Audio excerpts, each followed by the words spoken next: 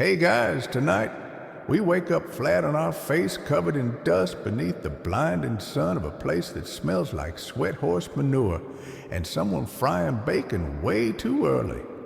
A dry wind tickles the back of your neck. Somewhere nearby, a fly buzzes so loud you'd swear it's got tiny spurs on.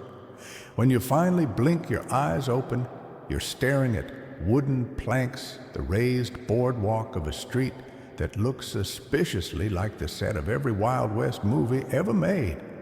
Except this isn't Hollywood. There's a tumbleweed stuck under your arm, your head is pounding, your lips are dry, your shirt smells like campfire smoke and weirdly molasses. You're not wearing your own clothes. These boots are too stiff. This hat is too wide, and your belt buckle has a longhorn on it. Also, your pants have buttons all the way, no zippers. You already hate it here. A tall man with a tin star steps into your blurry field of vision. His boots creak. His mustache is entirely too serious. "You all right there, stranger?" he says, voice like gravel in a coffee grinder. You sit up slowly, grit sticking to your palms. "Where am I?" The sheriff eyes you. "Depends who's asking. But you're in Drywater, territory of New Mexico. Year's 1874. Oh, you've either hit your head really hard or the universe decided you needed an unscheduled history lesson with live ammunition. So before you get comfortable, take a moment to like the video and subscribe, but only if you genuinely enjoy what I do here. And let me know where you're watching from and what time it is. In your part of the world, I always love seeing those roll in. Now dim the lights, maybe turn on a fan for that soft background hum, and let's ease into tonight's journey together. The sheriff helps you up with a grunt and dusts off your shoulders. You notice two things immediately. One, he's carrying a revolver that looks older than your great-grandfather's handwriting. Two, the town behind him is way too detailed to be a dream. There's a hitching post lined with horses flicking their tails. A sign creaks above a building that simply says "Saloon" in letters that don't quite align. Kids run barefoot past a general store, and the sound of someone hammering comes from a distant barn. Everything's dry and golden and painfully real. Name, the sheriff asks. You start to say your actual name, then hesitate. He narrows his eyes. No name, he says. Well, that's convenient. Historically, people in frontier towns didn't exactly carry ID. You're now officially that one person with amnesia, always a crowd favorite. It's also how a lot of outlaws started out, or got themselves shot. Listen, the sheriff says. You seem confused, maybe concussed, but we don't have a doctor in town. Closest one's 2 days out and likes to borrow teeth. So why don't you take a stroll down to Miss Harper's boarding house, clean up, and try to remember if you're a law-abiding citizen or the kind we hang. You nod. Like that sounds fine. What else you going to do? You walk stiffly down the wooden sidewalk, trying not to trip on your own borrowed spurs. You pass signs advertising haircuts, hot baths, laundry, and one window with a very confident painted mustache that just says, "Fine boots." A chicken eyes you suspiciously. Somewhere someone's playing a harmonica badly. You pass a bulletin board cluttered with yellowing wanted posters. Some have faces. Others are just rough descriptions like "tall missing ear smells like onions," which seems uncomfortably plausible. Here's your first real Wild West historical fact. Most towns were unofficial until the railroad got there. They popped up around mining camps, cattle stops, or places where stagecoaches like to not die. Drywater may sound made up, but it's got all the ingredients: heat horses and at least one unsolved murder per week. Also, a fringe detail gunfights almost never happened, like in the movies. They were usually quick, clumsy, and happened over stupid things like a spilled drink or someone stealing your spittoon. You reach the boarding house. It leans slightly like it's also tired of the heat. A woman in a brown dress stands on the porch, arms folded. She's not young, not old, and looks like she could win a fist fight with a mountain lion. "You're the one the sheriff scraped up," she asks. You nod. She sighs. "Fine. You smell like you lost a bet. Rooms upstairs, second on the left. Water's cold biscuits are hot, and if you steal the soap, I'll know."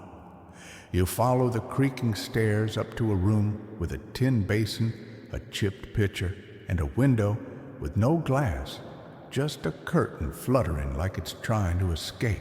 The wash water's been sitting long enough to collect its own tiny ecosystem, but it feels good splashing your face. You study your reflection in a warped piece of tin. Still you, just extra crispy. Downstairs, someone rings a dinner triangle. The smell of biscuits hits your stomach like a sneak attack. You wander into a dining room of weary-looking men in dusty shirts and women who probably haven't smiled since Lincoln got elected.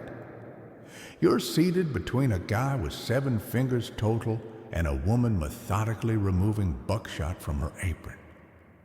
You attempt small talk. They respond with nods. One tells you to keep your eyes open for the man with the green boots. No one elaborates. Historians still argue whether the average Wild West town was more lawless or just unregulated. Plenty of these places were self-policing, but without much oversight, justice came fast and loose, which means you, the confused time traveler, are now living in a high-stakes improv game with bullets. After dinner, you walk outside and sit on the edge of the boardwalk. The sky is purple. Crickets are chirping. Someone's dog howls at nothing. You still have no idea what you're doing here or how long you'll stay. But one thing's certain: tomorrow you're going to have to blend in fast, because you're not the only newcomer in dry water, and some of them brought rifles. Morning in dry water hits like a thrown horseshoe. You wake up to the sound of shouting boots on gravel and someone definitely shooting a gun into the air like punctuation. It's too early for drama. Your neck aches from the lumpy pillow. Your boots, still not yours, sit under the bed like they're plotting something. Downstairs, Miss Harper hands you a mug of something hot and black and utterly hostile to your taste buds. "Coffee," she says, "or what passes for it. Don't ask questions." She points her chin toward the street. You'd best get moving. People'll be watching. And sure enough, the moment you step outside, it's like stepping into a saloon spotlight.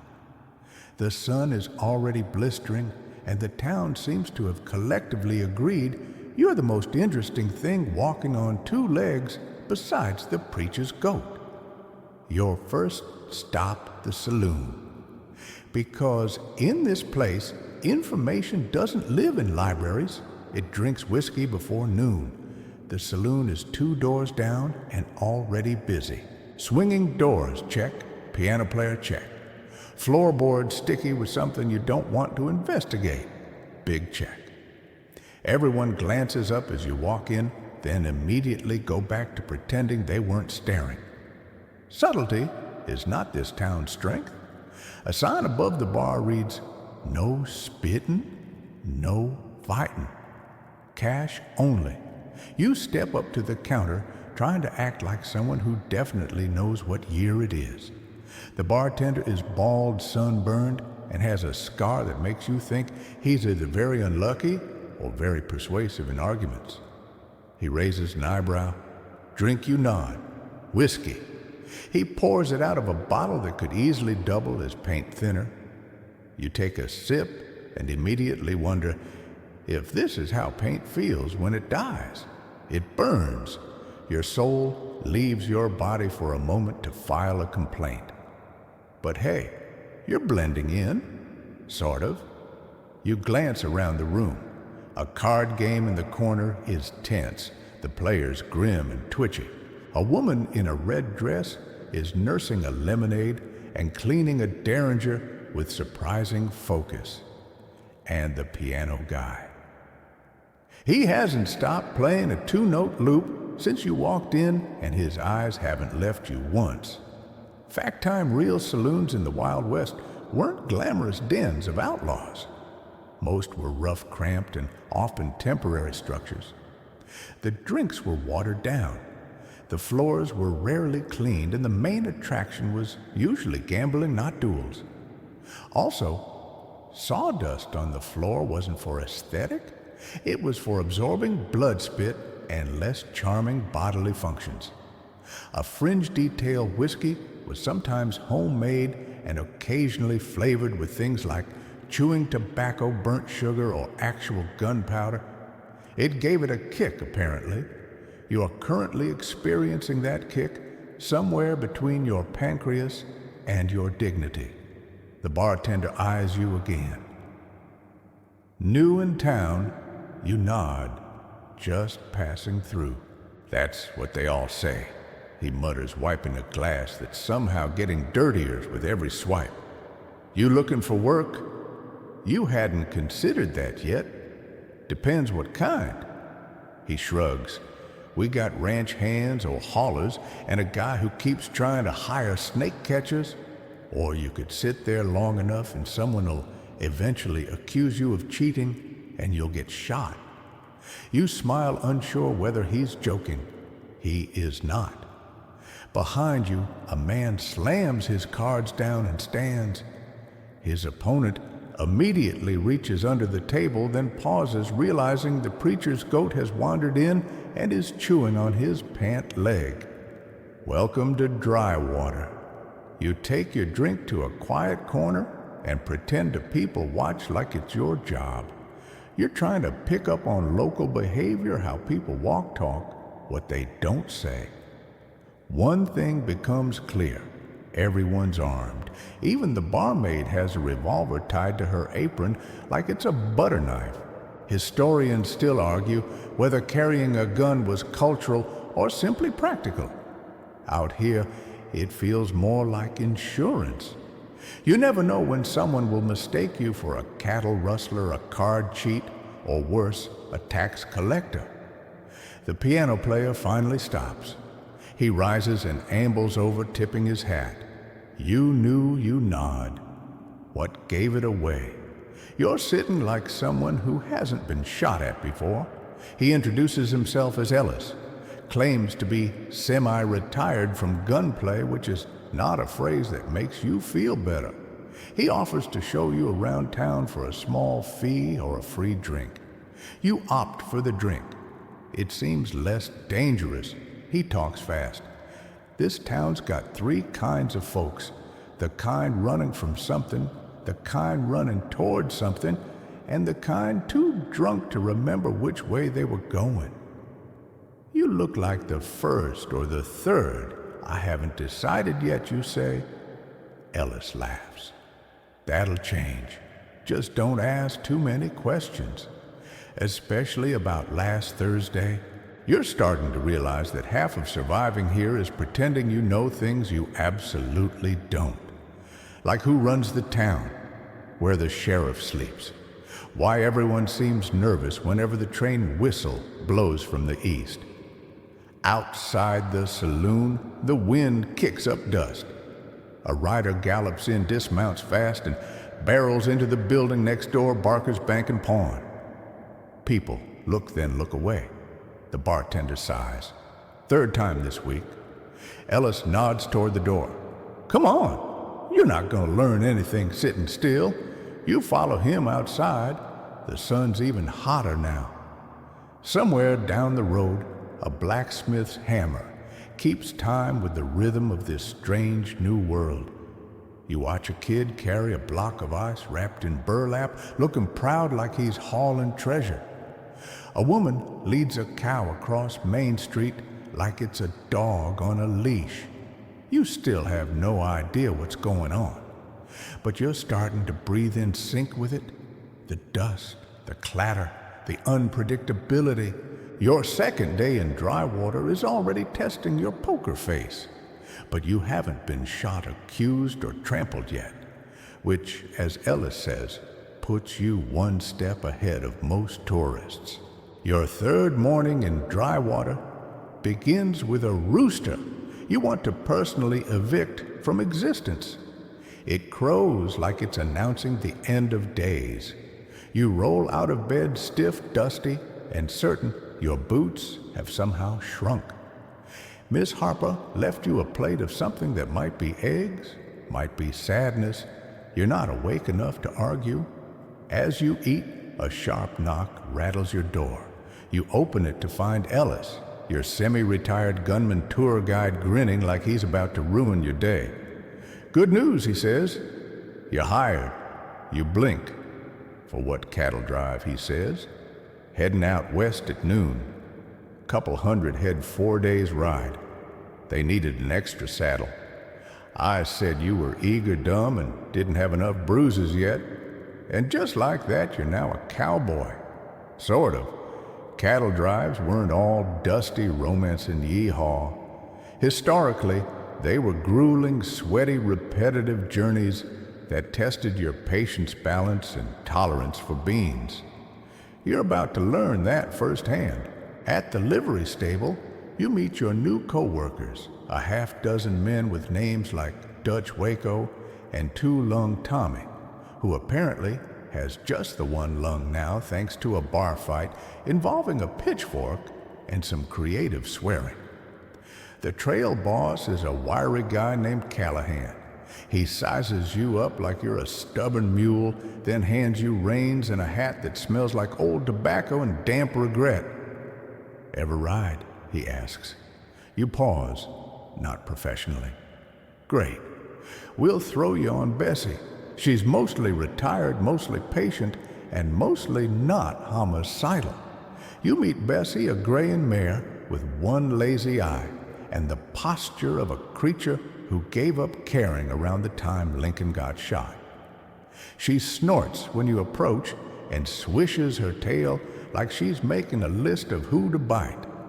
Mounting up is its own adventure. You swing your leg over, catch the saddle horn with your ribs, and nearly dismount the other side. Everyone watches without comment. It's the sort of silent judgment you'd expect from monks. Then someone hands you a canteen and a coil of rope. The message is clear: learn by doing or falling. You ride out of town just past noon. The sun is relentless. The herd is louder than you expected, cows bawling, dust rising, hooves pounding. You ride in a long line, flanking the herd while trying to keep Bessie from wandering into a ditch or making any life decisions on your behalf. Ellis rides up beside you somehow, looking relaxed despite the fact his horse is literally dancing sideways.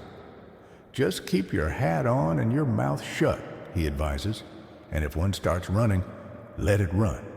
Don't be a hero. You're too busy trying to sit upright to respond."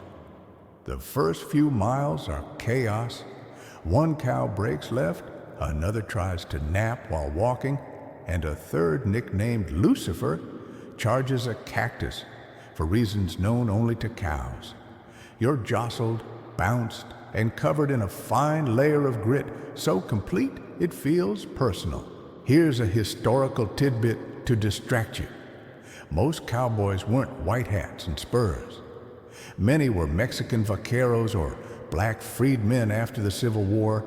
The gear, the style, even the lasso work came from vaquero traditions. Your saddle, probably Spanish in design. Your riding skills, not yet in any tradition. Around sundown, you make camp near a stream. Fires are lit, beans are cooked, and someone plays harmonica off-key until another rider gently throws a boot at his head. You're sore in places you didn't know could be sore. Your legs ache from gripping the saddle, your hands blistered from the reins. But the stars are shockingly bright out here miles from town. No lights but firelight and the moon. Ellis hands you a tin plate of beans and mystery meat. Still think this is a dream, he asks. You shrug, more like a very dusty hallucination. He chuckles. Don't worry, wait till tomorrow. That's when it gets real fun. You fall asleep that night, wrapped in a threadbare blanket, your head on a saddlebag. Somewhere nearby, coyotes yip. The herd murmurs in its sleep like a field of giant disgruntled puppies. It's quiet, strange, and just lonely enough to make you miss flush toilets. You dream of modern things, air conditioning, deodorant, and food that doesn't make you question your mortality. Dawn arrives with an alarm clock made of snorting cattle and someone shouting, "Get up, breakfast is black coffee and a biscuit hard enough to qualify as self-defense." The second day on the trail is worse. Your muscles ache. Bessie has decided you're unworthy of her cooperation. She veers into low brush, tries to turn around twice, and once attempts to bite your boot mid-canter.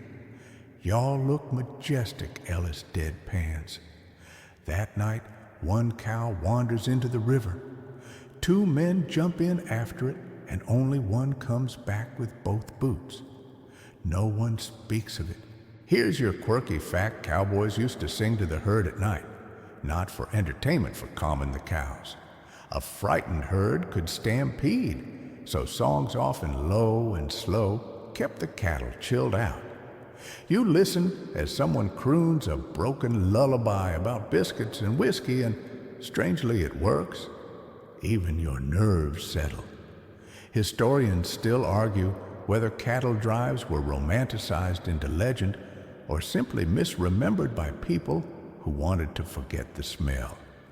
Either way, the truth is here in the saddle sores, the smoke, the endless mooing.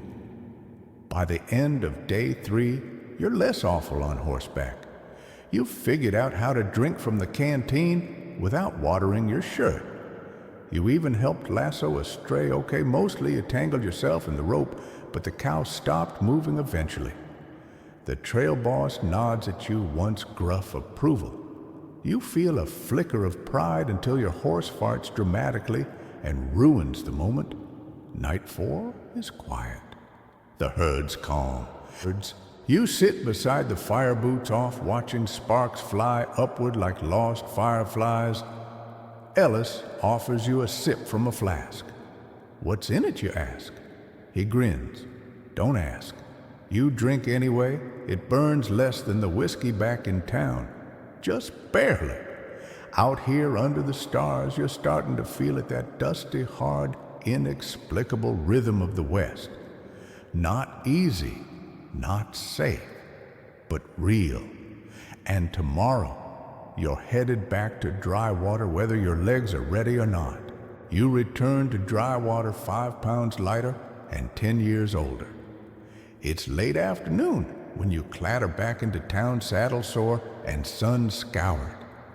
Even Bessie seems happy to be done trotting straight to the water trough like a veteran retiring from combat.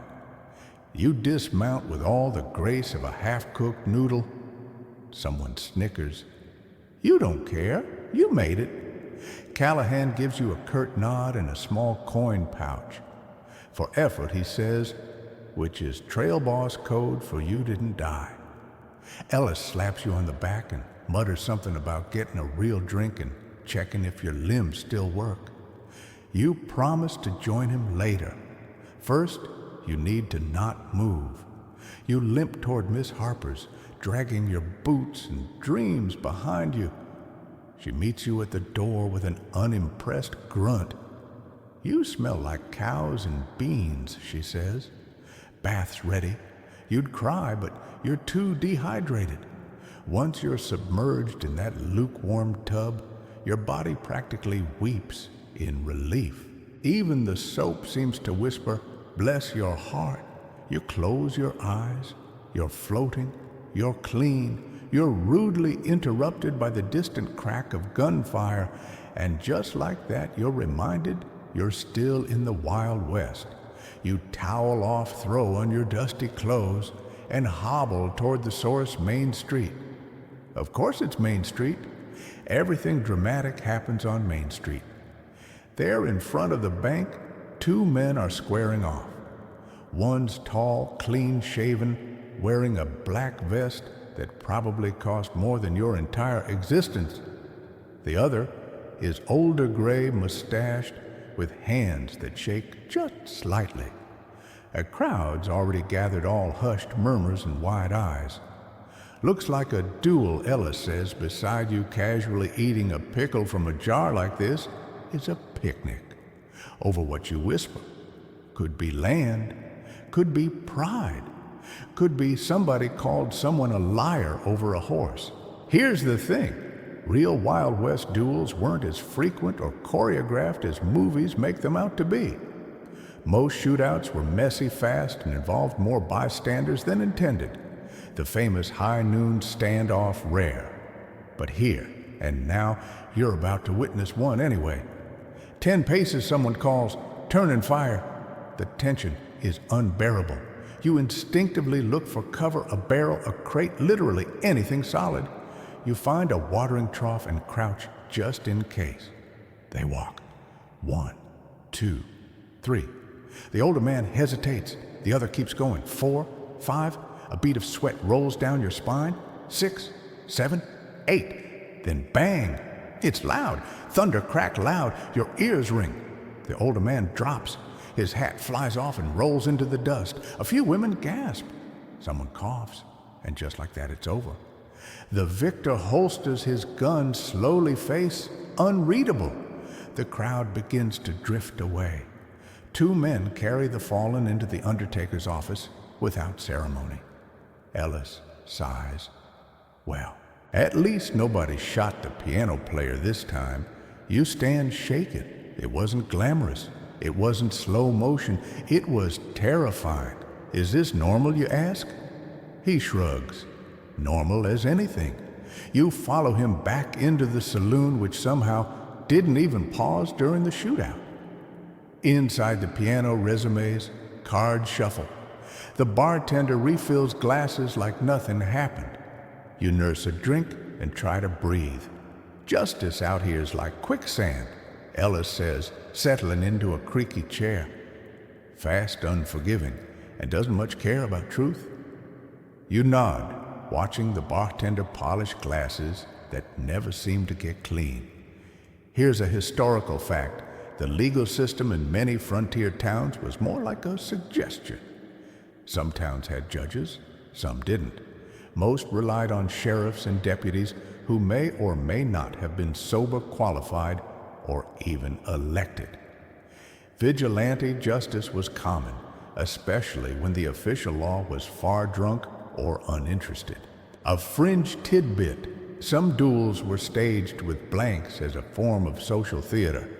The goal wasn't to kill, it was to restore honor. But when things went wrong, they really went wrong. Back at the saloon, the mood has shifted. People are quieter, a little tenser. You overhear whispers about bank trouble, the railroad men, and someone named McCready, who's finally making his move. Dry water, it seems, is stewing. You wander outside for air. The sun has dipped, turning the sky bruised and hazy. Down the street, you see the sheriff locking up his office. He catches your eye and walks over. "You saw it," he says flatly. You nod. He sighs. "Old man Jenkins shouldn't have drawn, but it's done." You hesitate. "Is that it? No arrest?" He chuckles bitter. "Arrest who? Man had witnesses. Took 10 paces, didn't shoot first. Call that legal around here." You think back to the moment, the hesitation, the sweat, the snap. It didn't feel legal. It felt inevitable. Historians still argue whether the Wild West was more violent than the cities back east. Statistically, maybe not. But violence here was visible, public. It wasn't hidden in alleys. It happened in the street under the sun while you were still sipping your whiskey. You returned to your room that night feeling older. The saloon's laughter still drifts through your window. Boots clop down the road. Somewhere, a harmonica plays a tune you almost recognize. Dry water is beautiful, brutal, and not even pretending to be fair. And you're starting to see why folks either left fast or stayed forever. You stretch out on the bed, staring at the ceiling beams your revolver Ellis is spare on loan, sitting on the side table just in case. You didn't plan to carry a gun. You didn't plan for any of this. But tomorrow is another day in the West, and dry water isn't done with you yet. You wake up to shouting again. This time, it's not the sheriff or a duel or a goat-related domestic dispute. It's a store clerk screaming your name, or rather the name the town's assigned you, Dusty. You don't remember agreeing to that, but it's apparently sticking. You stagger to the window in time to see Mr. Calhoun, the general store owner, waving a shotgun in one hand and a sack of beans in the other. "You," he bellows, pointing directly at your window, "you stole my merchandise." You blink. Your mouth tastes like trail dust and regret. But Miss Harper throws your door open, already annoyed. "Go fix it," she says. Before someone gets creative, you yank on your boots still muddy from the cattle drive and hurry outside still bleary-eyed and extremely confused. As you step into the street, the crowd parts like you're a celebrity, an extremely suspicious bean-thieving celebrity. "Look," Calhoun shouts, shaking the sack, "half my inventory gone. And this was under your bed this morning." You look down. It's a sack of dried beans, the exact type he sells, with his name stenciled on the side. It even has your boot print in it, like some kind of dusty fingerprint. Worse, you're holding one of your boots in your hand. The other is still full of coins. Silver coins. Everyone stares. Now you're not a historian, but even you know this looks extremely bad. The sheriff steps forward, sighing like you're the world's dumbest outlaw. "Anything you want to say?" Yeah, you look down at the evidence, the sack of beans, the stolen coin, your own stupid boots. You think back. Hadn't you locked your door? You didn't even go to the store yesterday. "I didn't do this," you say. The sheriff nods slowly. Classic outlaw line. Ellis shows up, arms crossed, looking mildly impressed. "Well, if you're going to rob a place, might as well make it weird. And here's your historical fact: theft in frontier towns was usually handled quickly and harshly. Courts were rare. Justice was swift. If you were caught red-handed or even just hand-adjacent, you could be fined, jailed, or even dragged into vigilante night court with torches and rope. A fringe tidbit beans were a common currency for trade in smaller settlements. You could bizarrely settle small debts with dried legumes. And yes, there were occasional thefts involving entire sacks of beans, although usually not by mysterious amnesiacs with coin-filled boots. The sheriff grabs your shoulder and drags you toward his office. "We'll figure this out." "Maybe. Don't run." You're tossed into the one holding cell, a room that smells like old jerky and someone's failed cigar hobby. The door clangs shut behind you. Your cellmate ate chicken. No explanation given. Hours pass. You lie on the bunk watching dust motes and thinking about your odds. Someone clearly planted that stuff. But who? Why? And more importantly, how would they unlock your door without waking you? Eventually, the sheriff returns, so he says, unlocking the door. Turns out Calhoun's nephew tried to steal the safe, got scared, and stashed the beans and coins under your bed. real subtle. You stare. I almost got hanged for beans. He shrugs. Wouldn't be the first. You're released with a warning, a hard biscuit, and an apology so gruff it sounds like a threat.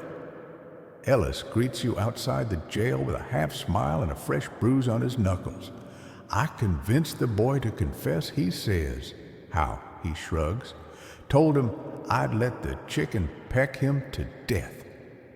You consider asking if that was a joke, then remember where you are. Probably best not to know. To take your mind off your near-death bean experience, you head to the general store again. This time as a customer.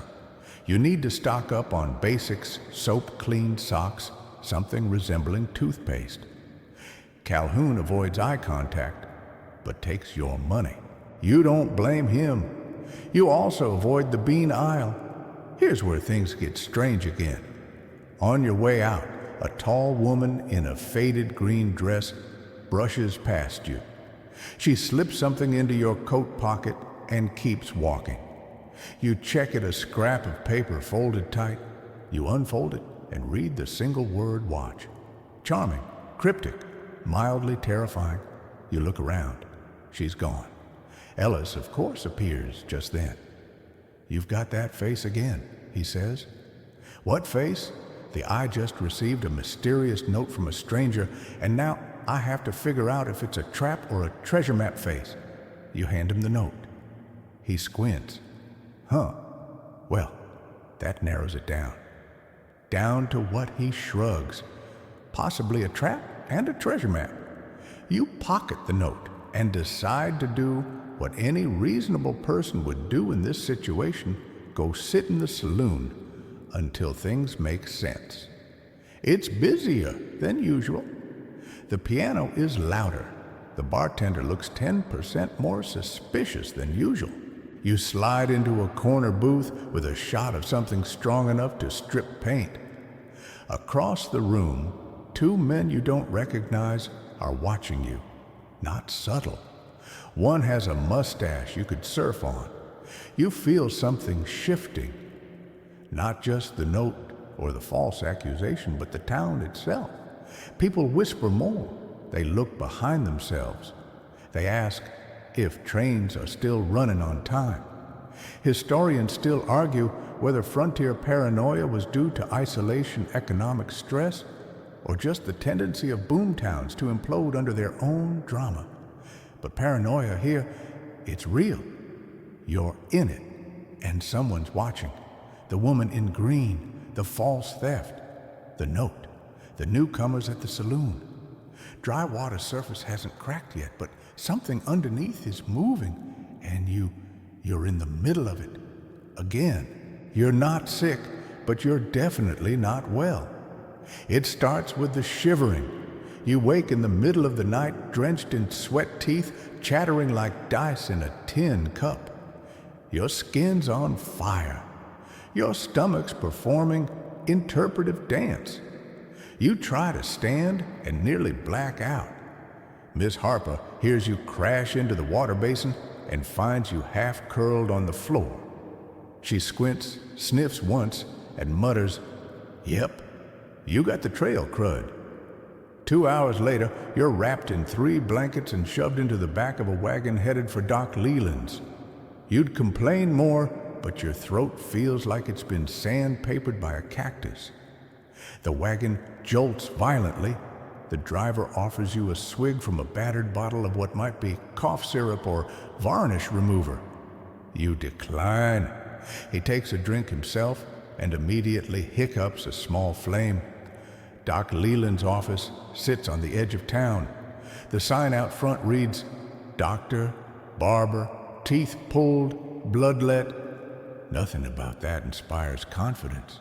Inside the doc's office smells like old leather, stale pipe smoke, and something slightly medicinal like mint, but evil. The man himself is tall-bearded and has the nervous energy of a ferret with gambling debt. He peers at you over half-moon spectacles. "You look half dead," he says cheerfully. "That's better than most I see." He pokes at your ribs with a cold instrument, asks you to stick out your tongue, and then nods solemnly. Trail fever. Maybe something you ate. Maybe the dust. Maybe ghosts. Hard to say. He proceeds to apply his medicine. Step 1, a generous dose of laudanum, basically alcohol, opium, and wishful thinking. Step 2, hot mustard plaster applied to your chest. Smells like spicy glue. Feels like a second-degree burn. Step 3, he shows you his leech jar. Still use these? You croak. Sometimes he says, people like the drama. You refuse the leeches. He shrugs and starts sharpening a bone saw anyway. Don't worry, he says, grinning. I only use this if we lose a limb or the patient owes me money. Here's your mainstream historical fact. Frontier medicine was a mixed bag of guesswork, superstition, and very bad tools. Doctors were rarely formally trained, especially out west. They learned through apprenticeships or just through creative experimentation, like figuring out if gunpowder could cauterize wounds. Spoiler, yes, but also no. Your fringe tidbit: many so-called doctors were also barbers, dentists, and amateur chemists. Some made their own remedies, many of which included alcohol, cocaine, morphine, or mercury. Sometimes all four. These potions were often sold in unlabeled bottles with names like Dr. Feelgood's Miracle Drops or Nerve Tonic Supreme. You rest at the docks overnight. He gives you a cot in the back room next to a box labeled used teeth and another one marked possibly cursed. You try not to look inside either. That night, fever dreams swamp you. You're back on the cattle drive. Only the cows are all wearing hats and asking if you read the newspaper.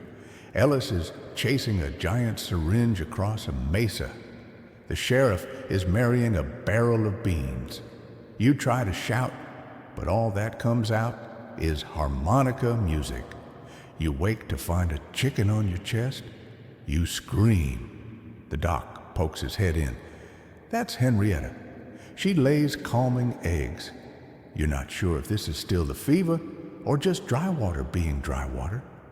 Eventually the fever breaks. You're shaky, starving, and mildly traumatized, but you can stand again. The doc hands you a bottle of what he calls restorative bitters. You take a swig. It tastes like despair, soaked in cinnamon. Ellis shows up with a loaf of bread, a clean shirt, and your hat only slightly stomped on. Congrats, he says. You survived the dry water welcome plague. Does everyone get it? Most he nods. The rest just get dysentery. The two of you walk back toward town slowly. You're still weak, but at least upright. The sunlight no longer feels like violence. Along the way, Ellis shares a theory. I think someone's messing with you, he says.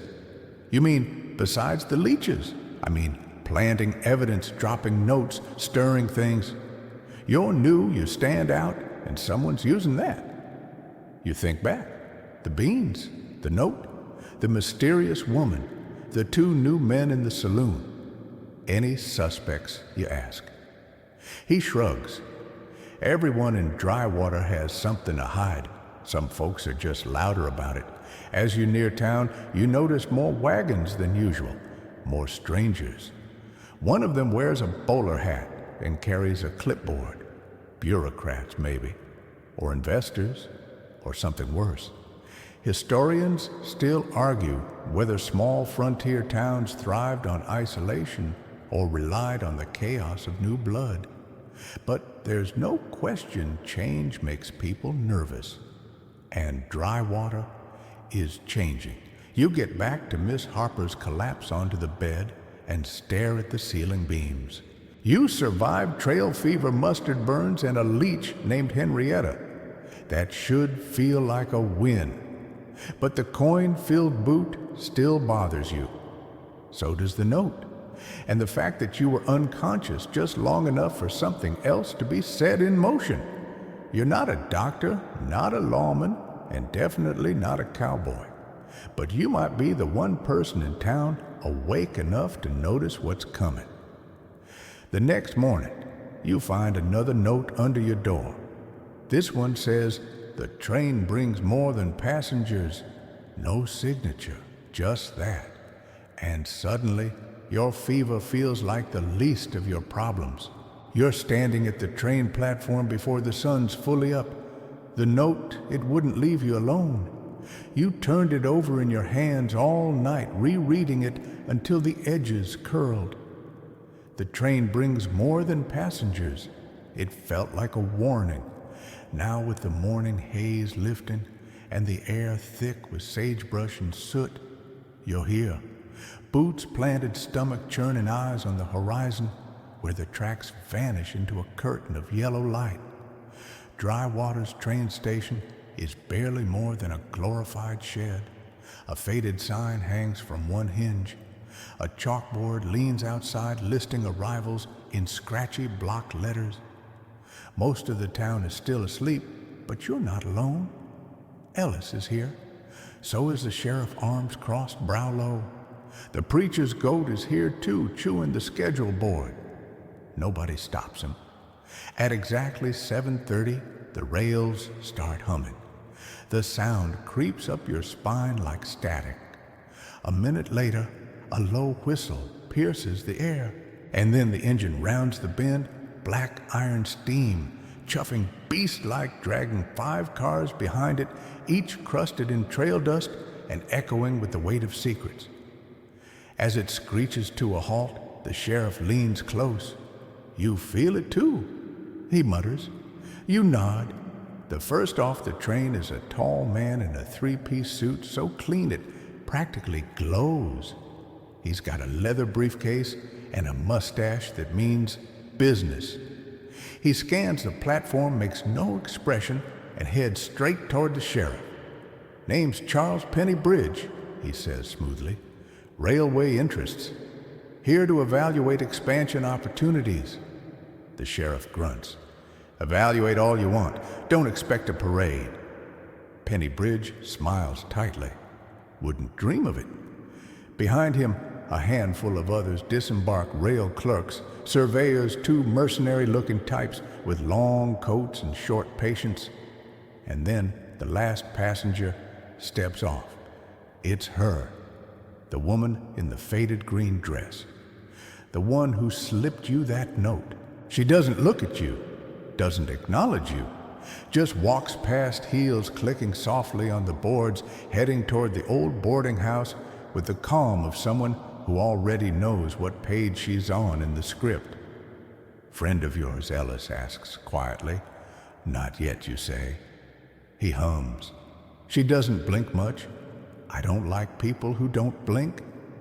You watch as Penny Bridge and his companions head into town, flanked by dust and suspicion. Here's your historical fact. Railroads weren't just transportation, they were power. They could make or break a town.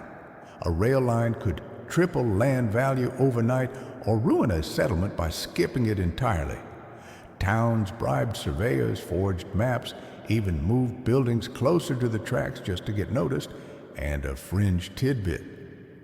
Some towns hired fake citizens, temporary actors, to make their population look larger and more industrious when railway scouts visited. For a few dollars and a clean hat, you could be a blacksmith for the day, or a banker, or a school marm with suspicious sideburns. You trail behind the group as they head for Barker's Bank and Pawn. Penny Bridge is inside for less than 10 minutes before emerging with a key and a smirk. "Bought the building outright," Ellis whispers. "Fast work. Too fast." You split off and shadow the woman in green. She's walking like she belongs here, but you know she doesn't. Not really. You follow her to the dry goods store, then the church, then, curiously, the old schoolhouse that's been shuttered since the last teacher ran off with a traveling actor and a sack of turnips. Finally, she stops, turns, and speaks without looking at you. You're not from here. You hesitate. You don't seem like you are either. She turns her face fully now, calm, measured. Her eyes are sharp enough to cut fabric. I'm not, she says, but I have reason to be, and so do you. How do you know who I am? I know who you're not, she says, and I know you've been asking the wrong questions. You take out the first note. This was yours. She nods, and the next one won't be so polite. Before you can press her, she slips through the alley and vanishes like smoke in sunlight. Ellis catches up a moment later, chewing something that might be licorice or might be regret. Friendly chat. She's got more riddles than the back of a preacher's fan. He nods. Well, she's not the only one dropping hints. McCready's men were spotted near the water tower. You freeze. McCready, the land baron, the one who thinks water rights are optional. Yep, here's the trouble. You're not just in the Wild West. You're in the end of the Wild West, when the rules are being rewritten. Landowners are grabbing territory. Railroads are slicing up counties. The people who were here first ranchers, small towners, entire native communities, they're getting boxed out, legally or otherwise. Historians still argue whether the railroad civilized the frontier or carved it up for profit. But one thing's certain, every track laid was a declaration, and Dry Water's got just enough stubborn left in it to resist. Maybe, back in the town, posters are going up. Public town meeting, Thursday night, Dry Water Church. Someone's planning to talk rail or fight it. You and Ellis return to the saloon. It's quiet now, too quiet. The piano's closed. The bartender polishes a bottle that doesn't need polishing. They're moving in. Ellis mutters. You look at him.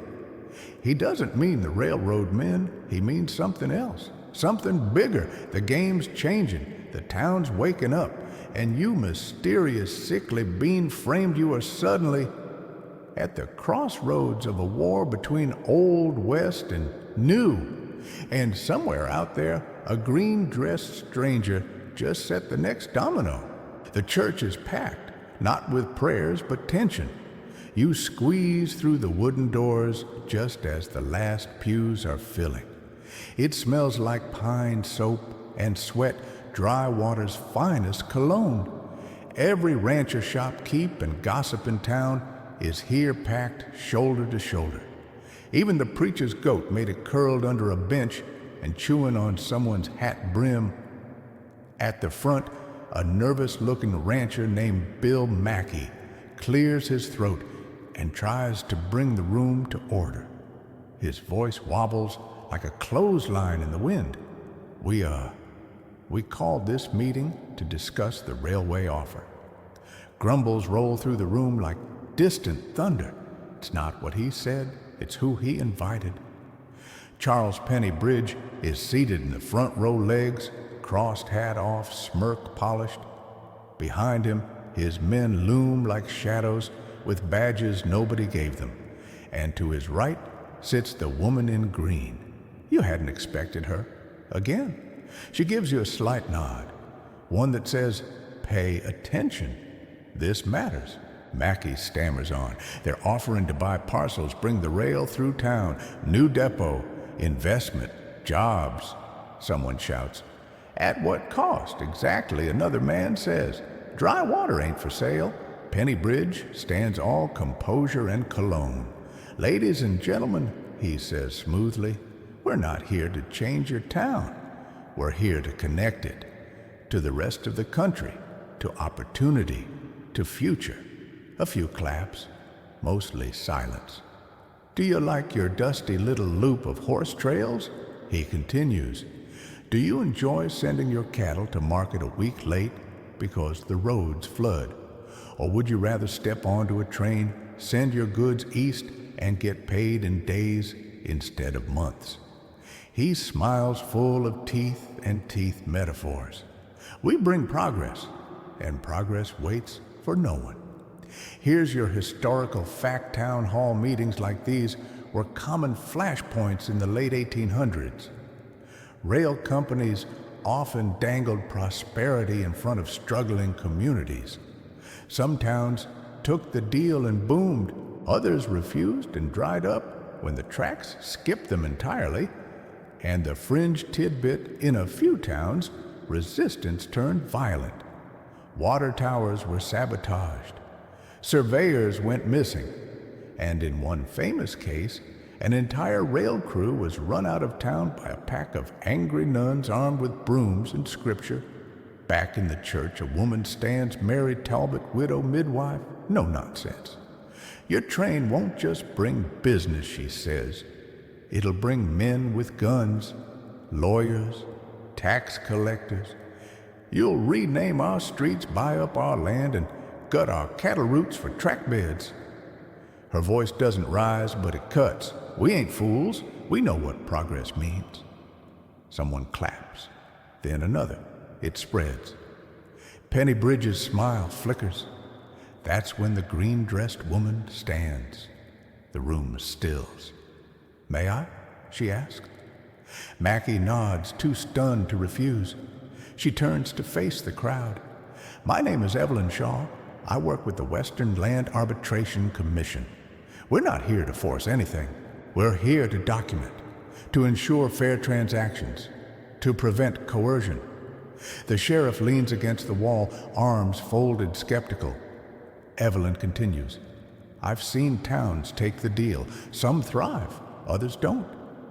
She pulls a small ledger from her coat and flips it open.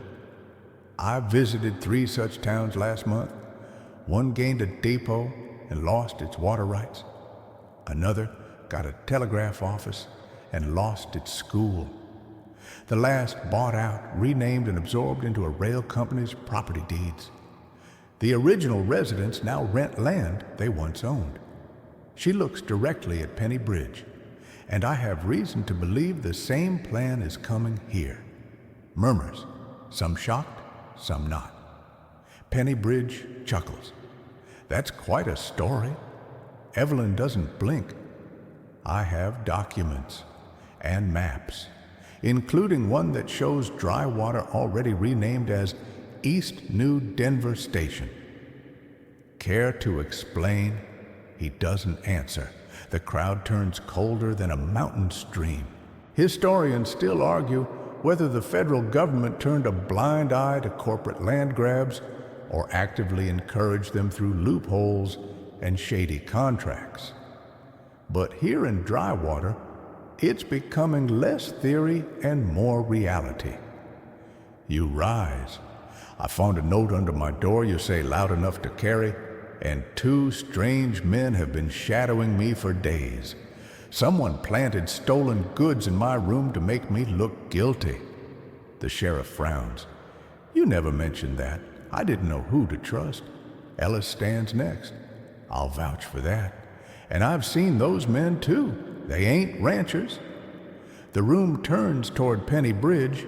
He raises his hands innocently. "I can't control everyone on the train. Perhaps your troubles are just that, yours." Evelyn steps forward. "There's a pattern here. And if you don't believe me, I suggest you read the documents yourself." She hands Mackie a thick envelope. The meeting ends in a low boil. No decisions made, no punches thrown. Yet, outside the town buzzes. Groups huddle, some in favor, some against. You can feel it brewing like a desert storm.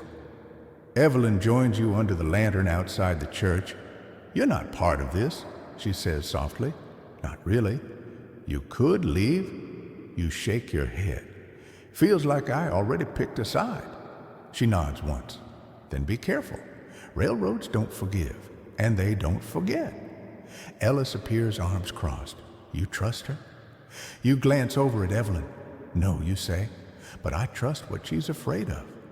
That night, Drywater doesn't sleep. Neither do you. And the next morning, the train's still parked, and 2 new men with rifles stand outside the bank. The air smells different now. Dry Water's usual cocktail of dust coffee and mule breath has been replaced by something sharper, gun oil ink and the quiet tension of men standing too still for too long. The kind of stillness you only see before lightning hits. You stand across the street from the bank watching the two men in dusters guard the front door like it's a fort. Their rifles aren't slung for show. Their eyes scan like they expect trouble, or worse, want it. Ellis joins you, arms crossed. They were out there before sunrise, he mutters. Told the teller he could stay or leave. Told the rest of us to mind our own business.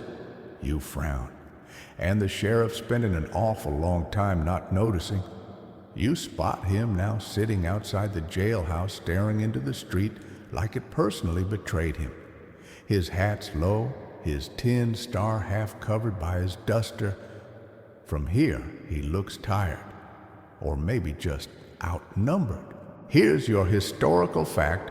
During the railroad expansion, many small-town sheriffs were either bought off, overwhelmed, or quietly nudged aside.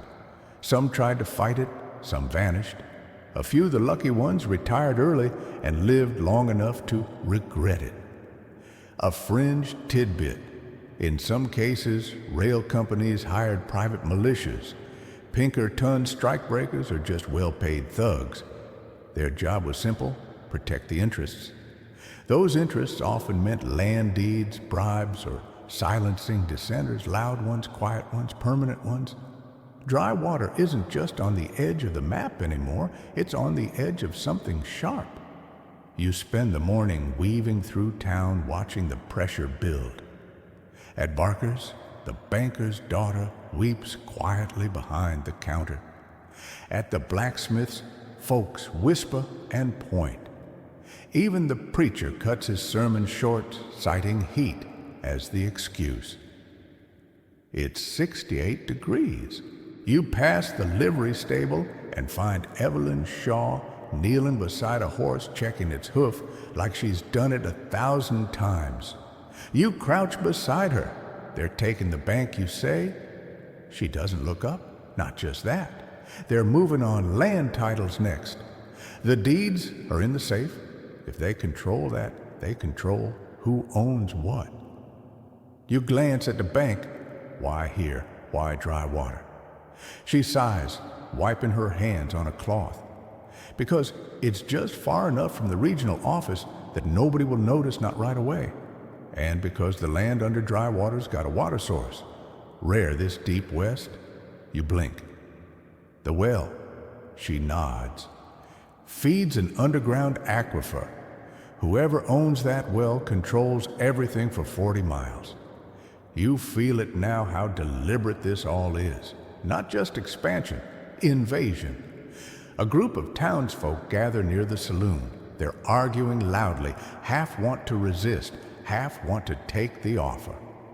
Pennybridge, as always, is nowhere to be seen. Ellis leans on a hitching post, chewing what might be jerky or leather. Town's dividing, he mutters. We've got 2 days, maybe less, before someone lights the match. The sheriff walks by just then. You stop him. You see what's happening. He nods, slow. I see it. So what are you going to do? He looks at you, really looks. I'm one man, no deputies, no marshal backing me up. And I don't have the firepower to fight railroad men with company insurance and nothing to lose. So you're just going to sit? He sighs. I'm not sitting. I'm waiting for the right moment. That's the trick with snakes. Don't strike first unless you're ready to lose the leg. You watch him walk away, spurs tapping like a clock winding down. Later that afternoon, you find yourself at the edge of town by the ridge that overlooks the tracks. Evelyn's already there, coat flapping in the wind. Come to see the lay of the land, she asks. You nod. Below, you can see the entire town. Dusty rooftops, the winding trail, the glint of the train engine, squatting like a mechanical spider. There's still time to run, she says softly. You glance at her. You really think this ends quietly? She doesn't answer, just hands you another slip of paper, a map, rough hand drawn, the bank, the sheriff's office, the church, the well. You made this found it, in Penny Bridges' briefcase. He's planning a full title seizure using an obscure clause in the Railroad Compensation Act. If the town can't provide proof of ownership, it defaults to federal claim, which the railroad just happens to manage. You exhale. So if those deeds disappear, dry water disappears. The map burns hot in your pocket the whole way back to town. By evening, the town is officially divided. There's a petition now, neatly written, offers fair sounding. Penny Bridges' men stand behind it, smiling rifles just visible. You sign nothing. Neither does Ellis. Miss Harper pulls you aside. They offered to buy the boarding house, she whispers, 5 times what it's worth. You take it. I told them to take their paper, roll it up, and sit on it. She crosses her arms. But I don't think they heard me right. You see the signs everywhere now. A postmaster gone suddenly silent. A shopkeeper selling early. Rumors of a land swap. People disappearing from conversations mid-sentence like they've been warned to hush or paid to vanish. Historians still argue whether towns like Drywater ever stood a chance, or if they were always just a dot, waiting to be erased. But tonight, as you walk through its creaky wooden bones, you realize something. The town's not dead yet. It's just waiting to see who draws first. It starts with smoke, just a whisper of it curling up from behind the livery stable like someone lit a bad idea and left it unattended. You spot it just after dawn, a thin thread against the pale sky. Then the shouting begins. By the time you and Ellis arrive, it's a full-on blaze. The east side of the livery is caught dry wood, old hay, and enough lantern oil to make the whole thing go up like fireworks in a matchbox. Half the town is already there, hauling buckets from the well. Miss Harper's wielding a broom like she's dueling the flames. The preacher's shouting encouragement between gasps. And Penny Bridge nowhere. Ellis grabs a bucket. You grab another. The water's cold, muddy, and barely enough. For 20 minutes, it's chaos steam, coughing horses screaming in the back stalls. You and Ellis manage to cut the last few animals loose, dragging them into the street just as part of the roof caves in. When it's finally over nothing but smoke and ash and blackened beams, everyone just stares. That was no accident, Ellis mutters, eyes scanning. And he's right. You saw the pattern burned low along the ground, too clean, too intentional. Someone set this. You look around and realize something worse. The sheriff isn't here either. Here's your historical fact. Arson was a common intimidation tactic in land disputes across the West.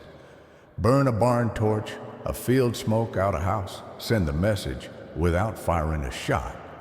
It was difficult to trace, easy to deny, and terrifyingly effective. A fringe tidbit, some land barons even carried fire insurance agents on their payroll, men who claimed they could predict flare-ups but really just caused them. One of them later wrote a book on the subject. It mysteriously caught fire. You and Ellis tracked the sheriff down an hour later, sitting in his office, polishing his badge like he's trying to scrub away guilt. You missed the fire, Ellis says flatly. The sheriff doesn't look up. I heard. Nobody died. That's your threshold now. I can't arrest men backed by a company larger than this territory. I send to court, they're out by breakfast. I shoot, and they come back with lawyers. You slam your fist on his desk, so you're doing nothing. He looks at you, and for the first time, he doesn't look tired. He looks hollow. I'm trying to buy time, he says quietly, until someone smarter than me figures out how to stop this without blood on the floor. that someone is starting to look suspiciously like you. Ellis pulls you outside. We need to hit back. Legally, he smirks. Morally, you spend the rest of the day planning. Evelyn joins you in the saloon after sundown. She brings documents, real ones this time, proving Penny Bridges' claims are fraudulent. Copies of Dry Water's original land titles. A forged federal letter with Penny Bridges' name scribbled in sloppy ink. Ellis taps the bar with one finger. That's all good. But what stops him from burning this place next? We make it too bright, Evelyn says. We bring the spotlight, make the quiet plan loud. The next morning, you ride out with Ellis to the nearest telegraph station 10 miles east past 2 dry creeks and a suspiciously friendly vulture. You wire a message to the territorial governor's office, then another to a known newspaper editor back east. Evelyn says, still cares about land theft. You add your name just in case someone has to fall first. While you wait for a response, you lay bait. You spread word about a town meeting the real kind. You post flyers, talk loud, make sure Penny Bridges' spies hear every word. It's set for 3 days from now, at the church again. This time, though, it's not about votes or petitions. It's about evidence and confrontation. You use the delay to work. You help Ellis patch the livery. You assist Miss Harper with sandbagging a porch. You even help a schoolboy retrieve a goat from a roof. The goat refuses to explain how it got up there. Dry Water, for all its cracked boards and sun-bleached bones, pulls itself up, bit by bit, like it wants to be ready. You're not naive. You know it could still fall apart. But something's shifted. People are looking up again. Evelyn, for her part, never leaves the boarding house at night. They're watching, she tells you, and they're not patient. She's right. You spot Penny Bridges' men watching from corners, always just far enough not to provoke, always too close to ignore. Historians still argue whether the small winds ever mattered in these towns or if resistance was just symbolic a way for locals to sleep better on scorched earth. But Dry Water isn't aiming for a symbol. It's aiming to survive. And on the second night, the telegraph comes back. From the governor's aide received documents. Deputation en route, 3 days. And from the editor print story next edition. The railroad war on Dry Water, Ellis grins when he reads it. Think that'll scare off? You look out at the horizon where the engine still sits black and silent like a waiting gun. No, you say, but it'll make them twitch, and right now a twitch is all you need. The church smells like kerosene and tension. It's meeting night again, but this time the pews are packed tight, no whispered gossip, no curious onlookers. Everyone's here with clenched jaws and one eye on the door. Even the preacher skipped the invocation. He just muttered something about fire insurance and sat down. At the pulpit stands Evelyn's spine-straight expression, calm, a thick packet of documents held loosely in her hand like a revolver with too many bullets. You're beside her heart, hammering behind your ribs. Ellis leans against the wall near the exit coat, slightly open. You know what's under it, a sawed-off shotgun and a very short temper, just in case. Outside, Penny Bridges' men mill about pretending to be bored. 2 are on the porch, one's whittling a stick into something sharp. The 4th is on the roof, not hiding it either. This isn't about secrecy anymore. It's about ownership, who looks like they run this town. Penny Bridge arrives late as expected. He walks down the center aisle like it's his wedding day, nods to familiar faces, and takes a seat in the front row with a slow, smug grace. His coat gleams. So does the ring on his pinky. Evelyn clears her throat.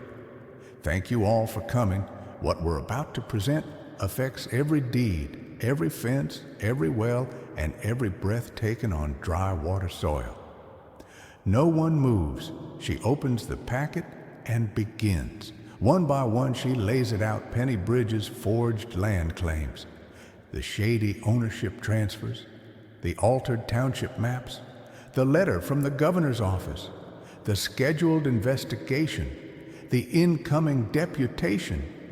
Murmurs begin to stir like a storm wind. You step forward next, holding up the telegrams. These are real, you say, and they're coming soon. If dry water folds now, it folds forever. But if we hold, we get to stay who we are. And here's your historical fact. During the 1880s land rushes, countless small communities were threatened by companies seeking to control natural resources. Legal sabotage was common. So were phony courts. But sometimes, public outcry and press attention did slow the gears at least long enough for outside help to intervene. And a fringe tidbit in a Colorado town, not unlike this one, a group of women once chained themselves to the local bank vault to prevent a hostile takeover. They sang hymns until the rail agents gave up and left. Some locals still call it the Siege of Sister Mary's. Back in the church, Penny Bridge stands at last. Ladies and gentlemen, he says, smooth as an oiled deck of cards. What you're hearing tonight is not truth, it's panic, brought on by outsiders and dramatists who'd rather see you poor and proud than prosperous and safe. He gestures toward Evelyn. This woman was dismissed from her last post for insubordination. A murmur. She's not here to help. She's here to make a name. You glance at her. She doesn't flinch. Penny Bridge keeps going. And as for the so-called investigation, well, governors change their minds, especially when townsfolk burn barns and sabotage property, which I remind you some recently have. He smiles. You want a town of law? Then obey it. The silence that follows feels like a knife being drawn. Then a voice from the pews, Mary Talbot, I'd rather be poor and proud than owned. Applause, real sharp growing. Penny Bridge's smile falters. He tries again. You know what happens to towns like this when the rail skips them. We live anyway, someone shouts. We've done it before, Ellis chimes in. And we've had enough of men who think fences are for breaking and laws are for other people. Now the room is a tide, and it's not on Penny Bridge's side. The sheriff enters through the back. His badge is polished, his gun is loaded, and his eyes are clear. Penny Bridge, he says, I'm placing you under investigation for fraudulent claim activity. You're not under arrest yet. But until the governor's office rules otherwise, your men are to leave the bank, the well, and the town hall alone. A beat of dead silence. Then Penny Bridge speaks flat and cold. You've made a mistake? The sheriff nods. That's your opinion, but it's not your town. Penny Bridge turns and walks slowly down the aisle. His men melt from the shadows to join him. One pauses at the door, hand twitching over his belt. Ellis steps forward just enough for the man to see the shotgun under his coat. The man rethinks his decision. They leave. The doors swing shut behind them. Inside, everyone breathes again. Here's the part historians don't always write down the waiting. After the meeting ends, the town doesn't celebrate. They watch. Every sound feels like a gunshot. Every shadow could be a last stand. You and Evelyn sit in the saloon, silent. The fire crackles. The cards stay on the table unplayed. Then Ellis returns from the edge of town. They're still here, he says. Train's lit up, men on the roof, but they're quiet. What are they waiting for, you ask? He looks toward the window for backup or for someone to flinch. You swallow. They're hoping we're tired. Ellis nods. Good thing we're too mad to sleep. They come just after midnight, not all at once. That would be too obvious. First, it's the dogs howling from behind the butcher shop, sharp and panicked, like they've sniffed something wrong in the wind. Then the horses at the livery start stomping, agitated, restless, pulling at their reins like they want to be anywhere else. Ellis bursts through your room door seconds later, breath ragged. They're moving. Your already dressed boots lace the map Evelyn drew folded in your coat. The shotgun's in Ellis's hands. A lantern swings wildly in the hallway. Outside, the town's dark, too dark. Someone snuffed the street lamps. And there, in the shadows between the bank and the mercantile, you see them 4 men creeping low, moving in practiced silence. One heads toward the town hall, another circles around the boarding house. They aren't just watching anymore, they're taking. Ellis gestures, and the two of you split.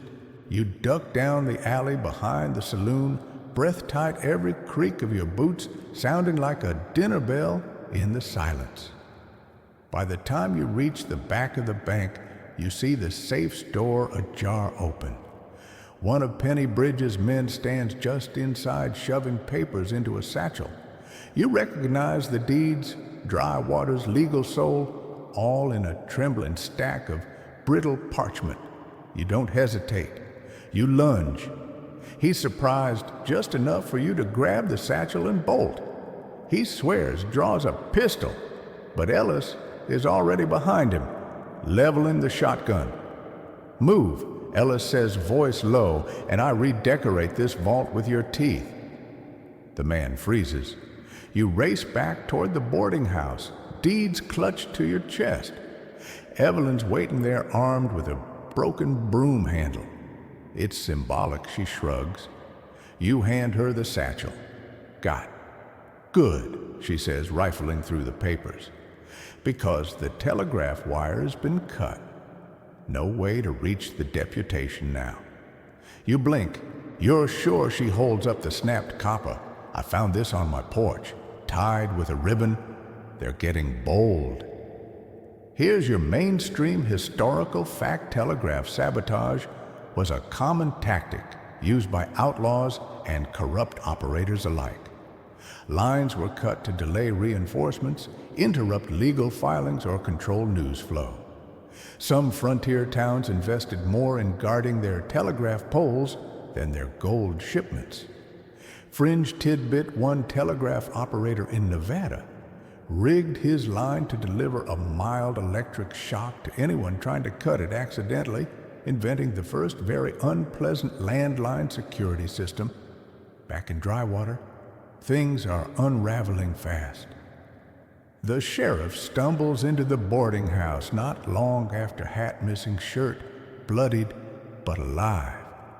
They hit the jail. He gasps, looking for evidence. Freed a drunk instead. You patch him up with whiskey and a pillowcase. Then the window shatters. A bullet buries itself in the door frame inches from your head. Ellis returns fire. Somewhere down the street, a man yelps. You crawl to the floor beside Evelyn. They're not waiting anymore. She nods grimly. This is it. The rest of the night unfolds in flashes. The preacher rings the chapel bell. 3 long tolls, the signal for trouble. Folks emerge from homes armed with whatever they can grab: axes, shovels, pots, one man swinging a curtain rod like he was born for it. They don't attack. They hold. Barricades go up. The church becomes a triage station. The saloon becomes a lookout. You and Evelyn hide the deeds in the root cellar behind Miss Harper's. Then you help nail the trapdoor shut. I never thought it would come to this, Evelyn whispers. You sigh. Me neither. But here we are, holding off a private militia with livestock and homemade cider. Don't knock the cider, she mutters.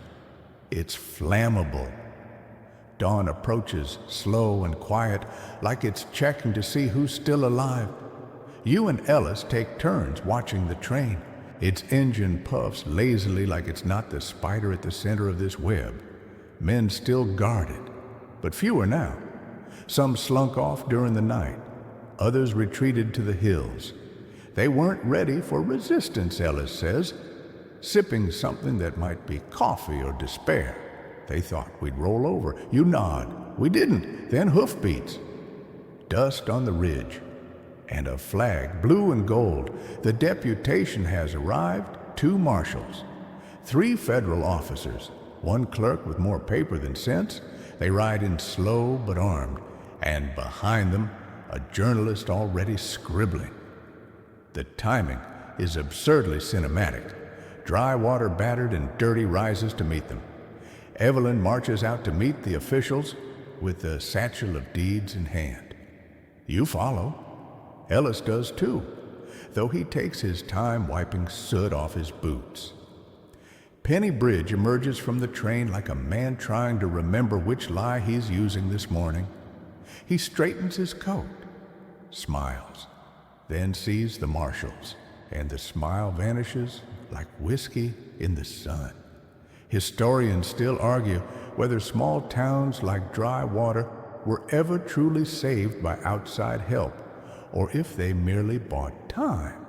But in this moment, standing in the rising sun watching a man like Penny Bridge realize he's no longer untouchable, you think maybe, just maybe, this one might be different. The marshal tips his hat. Now then, he says, let's sort this mess out. The sorting begins with silence. Long, awkward, legal silence. The kind only broken by the scribble of a clerk's pen and the occasional sniff from a nervous goat tied outside the church. Inside the town hall, which now doubles as a courtroom, mayor's office, and war room, the federal delegation is hunched over Evelyn's satchel, flipping through deeds and survey maps like sacred scripture.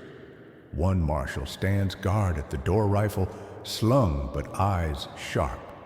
Another patrols outside, taking statements from half the town, including a sleep-deprived blacksmith who insists Penny Bridge once stole a pie off his windowsill with intent.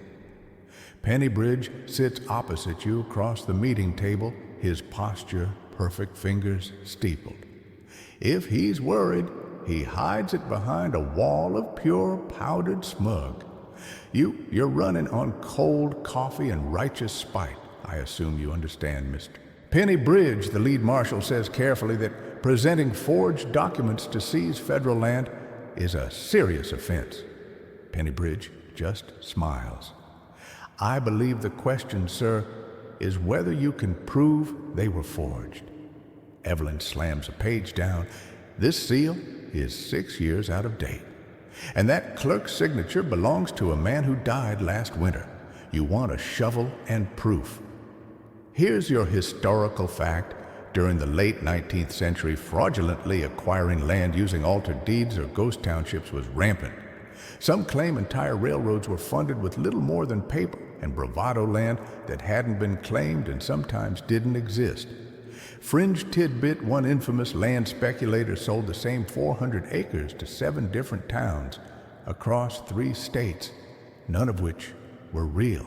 He was only caught because he used the same witness name on every forged document, Abraham Lincoln Jr. Back in Dry Water, the marshals aren't easily swayed by smiles. They pore over Evelyn's files. They take witness statements. They inspect the burned livery, the cut telegraph wire, the bullet holes in the boarding house. Every detail adds weight to the truth you've been shouting for days. And then something remarkable. The clerk speaks up. I cross-checked our records, he says, adjusting his spectacles. Dry Water's original land deeds were never invalidated. These documents he lifts Penny Bridges are both illegal and frankly embarrassingly bad forgeries. Penny Bridges' mask cracks just a bit. Surely we can... No, the marshal interrupts. We can't. The order is issued. Penny Bridge's men are to be disarmed, detained, and removed from town by sunset. The train will remain under federal watch. No company agent will operate it again until a full inquiry is complete. Cheers erupt outside. A dog barks once in solidarity. Ellis leans against the doorframe, grinning wide enough to stretch his face. I'll be honest, he says, I didn't think law and order came with hats that nice anymore. You let yourself breathe for the first time in what feels like weeks. Later that day, you watch from the church steps as Penny Bridge is escorted to the train. His coat is dusty now. His briefcase hangs heavy and unopened. He doesn't speak as he boards, doesn't look back. Ellis waves. Right soon, the marshal stays behind for the time being, overseeing the repairs and ensuring the rest of Penny Bridge's crew vanish without lingering claws. You, Evelyn, and Ellis spend the evening hauling sandbags off doorways and unpacking emergency supplies that thankfully no one had to use. By twilight, the town starts to resemble itself again. The saloon reopens. The preacher rings the bell for the first time in days, not for danger, but for dinner. And you stand by the well, the same one they tried to take. Miss Harper brings over a mug of cider. It's not poison, she promises, though I considered it. You laugh almost too tired to care. Evelyn approaches coat, slung over one arm. You know they'll send someone else eventually, she says. Let them, you reply. Dry water knows the game now. She studies you. You staying, the question hits like a clean punch. You hadn't thought about that. Not really. You were just surviving the next twist. But now with the sun dipping low and the sky bruised gold and lavender, you realize something strange. You want to stay. Historians still argue whether these little moments, temporary victories, brief resistance, had any lasting impact. Did they change the course of things or just delay the inevitable? But dry water's still here, still standing, and that counts. Ellis walks over with a bundle of papers. Deeds are back where they belong, he says. Well, most of them. The preacher accidentally blessed one into the chicken coop. You grin. Later that night, a few of you gather around the boarding house stove. The town sleeps easy for once. You sip cider, share stories, play cards with hands too tired to bluff. Outside, the stars stretch across the sky like dust on velvet, and the train still there. But now, it's just a train. No menace, no threat. Just iron and wheels waiting for a reason to move. You fall asleep to the sound of frogs croaking near the well, Evelyn humming something old and slow, and Ellis trying to remember the rules to a card game no one ever taught him. You survived the Wild West, and for the first time, it feels like the Wild West might not survive you.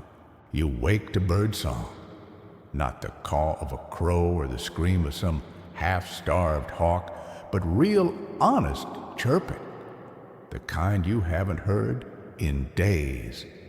It filters in through the cracked window of your boarding house room along with the smell of biscuits and the faint clatter of Miss Harper wrestling her oven into submission. You stretch, sit up, and miraculously nothing is on fire. That alone feels like a victory. Downstairs, the mood is almost festive. Evelyn's at the table with a stack of Mapp's coffee in one hand and a pencil in the other.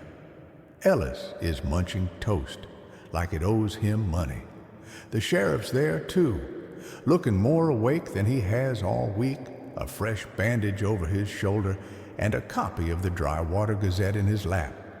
Front page headline, Town Holds Strong Drywater Defies Railroad Raid. The accompanying sketch is barely more than stick figures, but it does the job. Evelyn looks taller in charcoal. They drew me like a ghost with a top hat, she mutters. Could have been worse, Ellis says. They got my chin right. You take your seat with the others.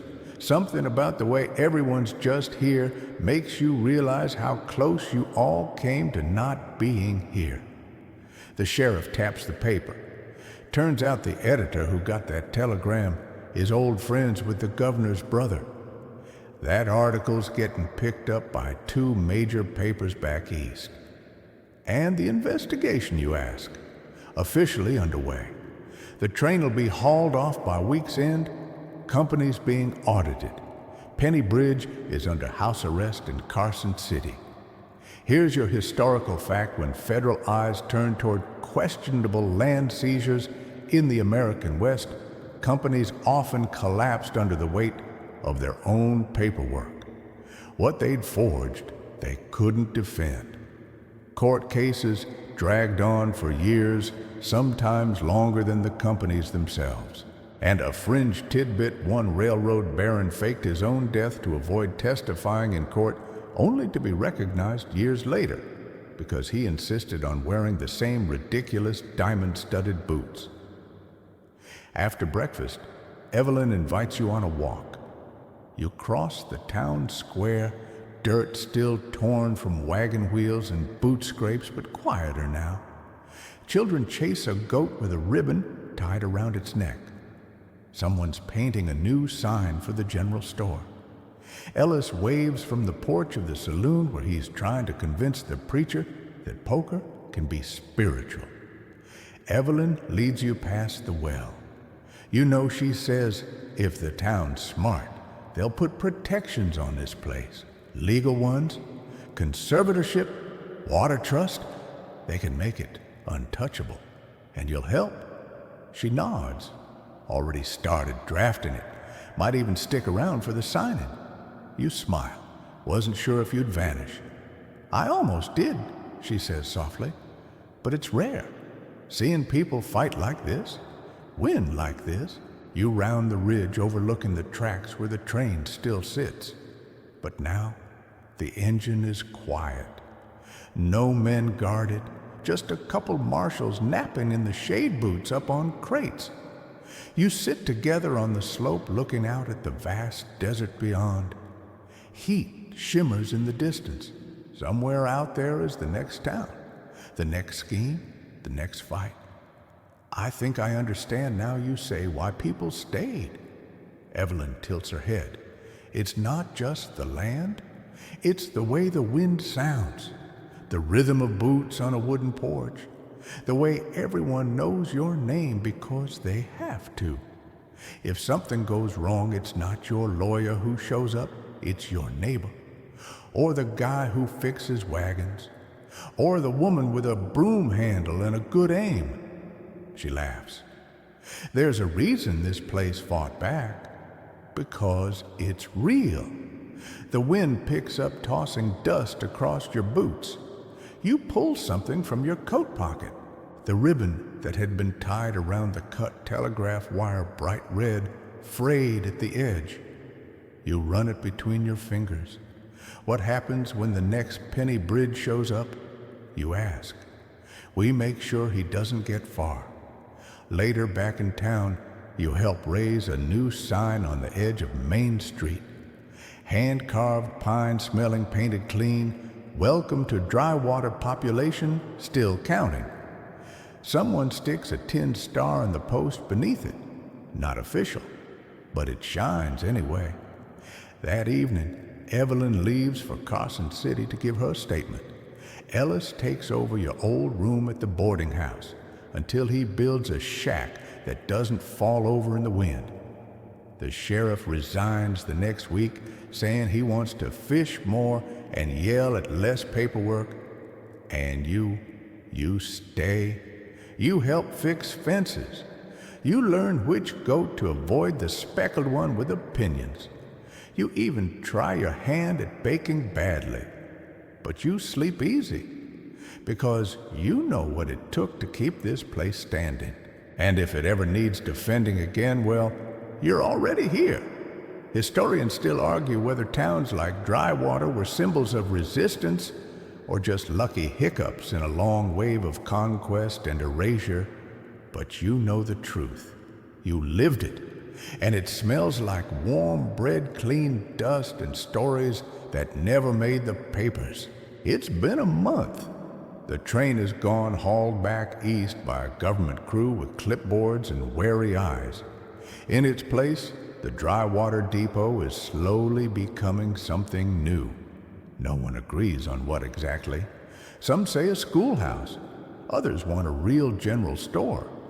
One bold voice suggested an opera house, but was promptly voted down by every rancher within 10 miles. You lean on the porch rail of the old telegraph office, now fixed wired and blessedly humming. A little brass bell on the door jingles as Evelyn steps out with a stack of signed documents in hand. "It's official," she says, handing one to you. Drywater's water rights, town borders, and land grants are all sealed, filed, federally recognized, and thanks to a clause we snuck in, she grins. The town is a registered historical landmark. Ellis whistles low. "Does that mean we get a plaque too?" she replies. "One for the well, one for the saloon? Well earned?" He nods. You unfold the document slowly. The paper smells like ink and importance. In bold type at the top, protected under Territorial Preservation Law Section 23. Under that, filed by E. Shaw, witnessed by your name. Here's your final historical fact. Landmark status was one of the few legal shields a frontier town could apply for, particularly those tied to critical infrastructure like wells, early roads, or telegraph lines. It wasn't common, and it wasn't easy, but when granted, it made land seizures a whole lot trickier. Fringe tidbit. The very first Western bar to receive historical status still operates today. It serves warm beer, lukewarm stew, and one ghost story per drink, whether you want it or not.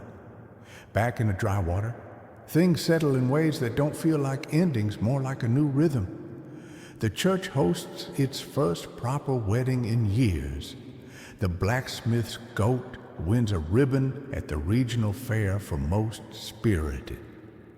Evelyn starts teaching kids to read survey maps and question contracts. Ellis becomes sheriff. He insists on being called marshal because, quote, "it sounds cooler." And you carve out your own place. You start by fixing the roof on Miss Harper's. Then you help the preacher repaint the chapel. Eventually, you start writing things down. Details of what happened, maps of the town, stories people keep retelling around dinner tables and fires. One night, you sit by the well as the sun slides behind the ridge, that old desert hush settling over everything like a warm coat. A boy rides by on a borrowed mule, yelling something about pie. A dog follows, barking like it's the end of the world. You smile. The wind kicks dust through the street in lazy spirals. The stars blink on one by one. It's quiet, not empty, peaceful. Historians still argue whether frontier towns survived because of the people, the place, or sheer dumb luck. But you know it wasn't luck that saved Drywater. It was grit, and maybe a little borrowed faith, and maybe a certain someone with a knack for showing up at the worst possible time and staying anyway. The sky overhead stretches wide and endless. Somewhere, another train rumbles across the plains. But it doesn't stop here anymore. Drywater doesn't need saving now, just living. You lean back, boots crossed, lantern beside you, flickering soft. The breeze smells like sage and warm stone. You made it. And if this was a dream, it's the kind you don't want to wake up from. And now the dust has settled. The lanterns burn low. The shutters creak gently in the breeze. Drywater sleeps snoring softly behind its doors. Dogs curled on porches. Stars scattered across the sky like cold silver coins. You can still feel the desert heat baked into the walls, fading slowly into the floorboards. Somewhere, a moth bumps softly against glass, drawn to the last warm flicker of flame. The air smells faintly of old cedar and the sweet ghost of coffee long since poured. Your boots are off. Your feet ache in that quiet, earned way that only comes from walking too far and standing for something that mattered. The kind of tired that invites sleep like an old friend. You listen to the night hum. Not silence exactly, but soft noises spaced just far enough apart to let your thoughts drift. A windmill creaks. A screen door clicks shut. An owl calls once, then goes quiet. Nothing urgent, nothing sharp. Just the kind of quiet that makes you breathe a little slower. So let the town rest. Let the dust settle. Let the paper deeds sit in their box untouched. You've fought enough for one night. You've been enough for one night. And if tomorrow brings more trouble, well, that's tomorrow's business. For now, lay back. Close your eyes. You made it through the Wild West. And now, all that's left is sleep.